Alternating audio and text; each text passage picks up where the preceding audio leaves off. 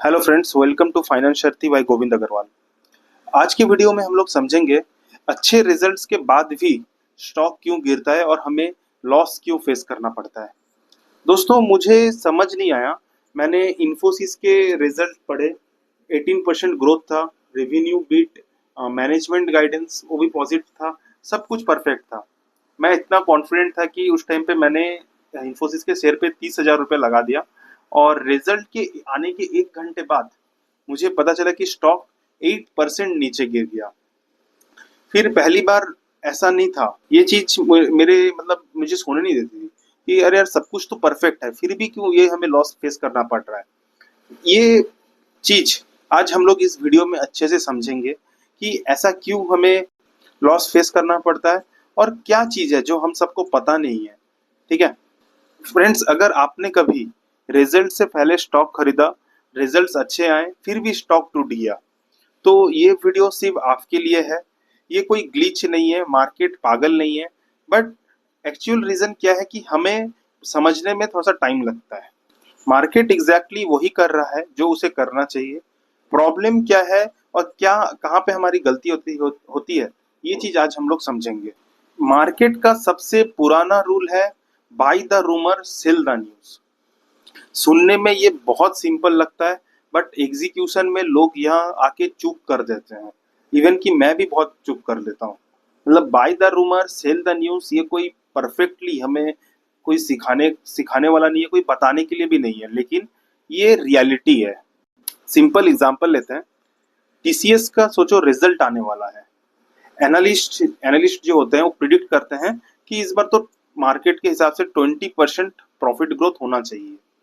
तो क्या होता है, रिजल्ट से 2-3 हफ्ते पहले जो भी स्मार्ट मनी होते हैं, like FII, DII, big traders, वो लोग स्टॉक खरीदना शुरू करते हैं। स्टॉक धीरे धीरे 5 से 8% ऊपर आता है। ये है बाई द रूमर फेस। समझ रहे हैं? बिफोर द रिजल्ट, जब हमें लगता है कि स्टॉक इतना परसेंट के आसपास एक प्रॉफिट ग्रोथ देगा, और स्मार्ट मनी क्या करते हैं, एफआईआई, डीआईएस, वो लोग इसमें स्टॉक को एक्यूमुलेट करना शुरू करते हैं, जिसकी वजह से स्टॉक में एक उछाल उछाल दिखाई पड़ता है। वो लोग क्या कर, इस स्टेज को कहा जाता है बाय द रूमर। अब सोचिए, रिजल्ट आया। रिजल्ट में देखा गया कि 22% ग्रोथ। हमारा प्रिडिक्ट क्या था कि 20% होना चाहिए, तो 22% ग्रोथ आया, तो स्टॉक ऊपर जाना चाहिए ना। और लेकिन इसी टाइम पे एफआईआई सोचते हैं कि वो पहले से खरीद रखा है, प्रॉफिट बुक करते हैं, वो बेच देते हैं, तो स्टॉक टूट जाता है। सेल द न्यूज फेज इसे कहा जाता है। और इस चीज को ना प्राइस्ड इन भी कहा जाता है। प्राइस्ड इन एक टेक्निकल टर्म है। प्राइस्ड इन का मतलब क्या है, वो good news for the stock, stock के लिए जो गुड न्यूज है वो स्टॉक के प्राइस में तभी रिफ्लेक्ट हो गई है जब लोगों को लगने लगा था कि रिजल्ट्स अच्छे होंगे। मतलब समझ रहे हैं? उस टाइम पे जब बाय द रूमर वाला फेज था, जब स्टॉक एक्यूमुलेट कर रहे थे, स्मार्ट ट्रेडर्स जब एक्यूमुलेट कर रहे थे, उन्हें तभी देखने लगा था कि रिजल्ट अच्छा आएगा। तो उस टाइम पे जब 5 से 8% की उछाल देखी गई थी, वो ऑलरेडी वो स्टॉक में प्राइस में इंक्लूड हो चुका था। रिजल्ट के दिन उन्हें बस इस चीज का कंफर्मेशन मिला। तो आप समझ रहे हैं प्राइस इन क्या होता है। अब एक आपको रियल स्टोरी बताता हूँ। अब देखिए क्या हुआ था। एक इन्फोसिस का Q2 का रिजल्ट आने वाला था, और हमने एक रिपोर्ट पढ़ी थी कि इस बार 18 से 20% का ग्रोथ दिखेगा इन पैक्ट। तो मैंने सोचा ये स्टॉक में टाइम है, ये स्टॉक को हमने नज़र में रख के इस पे देखना चाहिए। तो स्टॉक के रिजल्ट के 5-10 दिन पहले देखा कि ये स्टॉक में ऑलरेडी 5% का एक जंप पहले ही दिख रहा है। मतलब एक भाव 1340 से ये 1410 ऑलरेडी चला गया है। 5% का एक भाव दिख रहा है, उछाल दिख रहा है। ये टाइम था बाय द रूमर, लेकिन इसे मैंने इग्नोर कर दिया, या फिर इसमें ये सिग्नल मैं समझ नहीं पाया। अब रिजल्ट आया। रिजल्ट में जो एक्सपेक्टेशन कितना था, 18 से 20% का एज पर रिपोर्ट, और रिजल्ट आया 18.3% ग्रोथ। ओके, अब आप देखोगे एब्सोल्यूट टर्म्स में तो बहुत अच्छा ग्रोथ है, लेकिन ये 20% के प्लेस में 18.3% होना, ये डिसअपॉइंटमेंट था। और मार्केट में वो स्टॉक इन्फोसिस 8% गिर गया। और मैं उसी दिन ही रिपोर्ट पढ़ के रखा था, तो मैं जिस दिन रिजल्ट आया उसी दिन ही पैसा लगाया।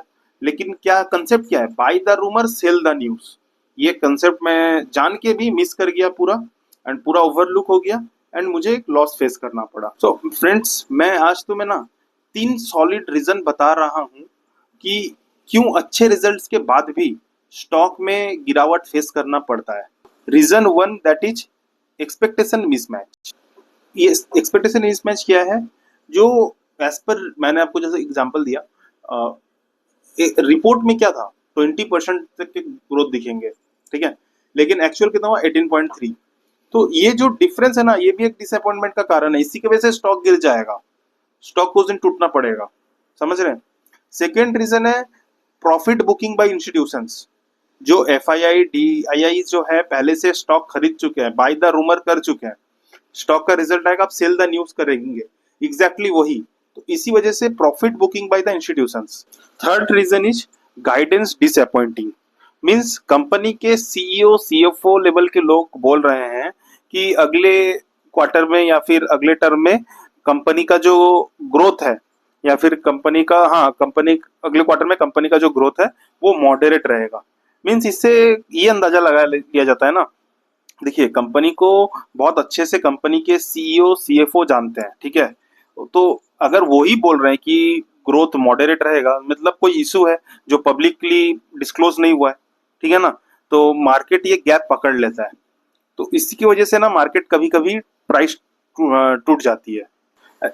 ये चीज सोचिए, मार्केट जो है ये हमेशा ना फ्यूचर को प्राइस कर रही है। मतलब आज मैं अगर कोई शेयर में 500 रुपया लगा रहा हूँ, क्या सोच के लगा रहा हूँ कि भाई ये प्राइस बढ़ेगा। प्राइस कब बढ़ेगा, जब वो कंपनी बहुत अच्छा काम करेगा आगे जाके, मतलब नेक्स्ट 3 to 5 years में ये मुझे ज्यादा प्रॉफिट होगी इस कंपनी की, तभी इस शेयर का प्राइस बढ़ेगा। मतलब आज की प्राइस में ऑलरेडी फ्यूचर की एक्सपेक्टेशन ऐड होती है, समझ रहे हैं। आज का जो मैं प्राइस दे रहा हूँ कि भाई ये 500 रुपया आज तू ले, बिजनेस करो, कंपनी बिजनेस करेगी उस पे, और फिर प्रॉफिट प्रॉफिट लेके आएगी, तो मुझे 500 का 700 होना चाहिए, ठीक है। तो आज के प्राइस में फ्यूचर का जो एक्सपेक्टेशन है वो इम्बेडेड है या इंक्लूड है, तभी ना ये चीज पॉसिबल हो पा रहा है, समझ रहे हैं बात को फ्रेंड्स। मैं अपना इस ये सब एक सजेशंस के बाद आगे मैं क्या कर रहा हूँ, एक प्रैक्टिकली अभी मैं अपने आप को एज ए रिटेल इन्वेस्टर, मैं अभी अपने आप में क्या चेंजेस लाया हूँ, ये सब समझने के बाद, concept of pricing, by the rumour cell the news, ये सब समझने के बाद मेरे में मैं 2 चीज बहुत अच्छे अपना भी कर रहा हूँ। पहला चीज क्या है, रिजल्ट से पहले अगर देख रहा हूँ कि एक्चुअली कौन से क्वार्टर की रिजल्ट किस डेट को आएगी, कौन से कंपनी की, ये पहले डिक्लेयर हो जाता है, ओके। तो अगर रिजल्ट से पहले स्टॉक का प्राइस में मैं एक्शन देखता हूँ, उसमें अगर उछाल दिख रहा है रिजल्ट से 10-15 दिन पहले, अगर उसमें उछाल दिख रहा है 5% भाग रहा है, तो मीन्स उसमें बाय द रूमर हो चुका है। इवेंट डे पे या इवेंट डे पे मैं फिर एंट्री नहीं लेता, समझ रहे। अगर पहले कुछ करना था तो मैं अपना कॉल ले लेता हूँ, रिजल्ट के दिन मैं फिर और एंट्री नहीं लेता, मैं फिर बस देखते रहता हूँ अपना जो मैं लेसन है उसको मैं देखते रहता हूँ, हाँ यहाँ पे ऐसा होना चाहिए था, ऐसा हुआ है कि नहीं हुआ है, अगर नहीं हुआ है तो क्या रीजन है वो मैं देखता हूँ फर्स्ट। सेकेंड क्या करता हूँ मैं, अगर मैं लॉन्ग टर्म इन्वेस्ट करता हूँ कोई शेयर पे, तो उस पे मैं फंडामेंटली वो स्ट्रांग होना चाहिए, और वो क्वार्टरली उसका रिजल्ट, ईयर ऑन ईयर उसका रिजल्ट एंड क्वार्टरली उसका रिजल्ट में क्या इंप्रूवमेंट है वो मैं देखता हूँ। अगर खराब है रिजल्ट, सोचिए खराब आया, उसका रीजन क्या है। अब सोचिए कोविड के टाइम पे सब बहुत सारे कंपनीज के रिजल्ट खराब आए थे, तो उससे तो मैं नहीं कंपेयर कर सकता ना, वो तो एक सिचुएशन हो गया, डिफरेंट सिचुएशन हो गया, समझ गए। नॉर्मल सिचुएशन पे उस कंपनी का हालत खराब, रिजल्ट खराब नहीं होना चाहिए, एक, ठीक है।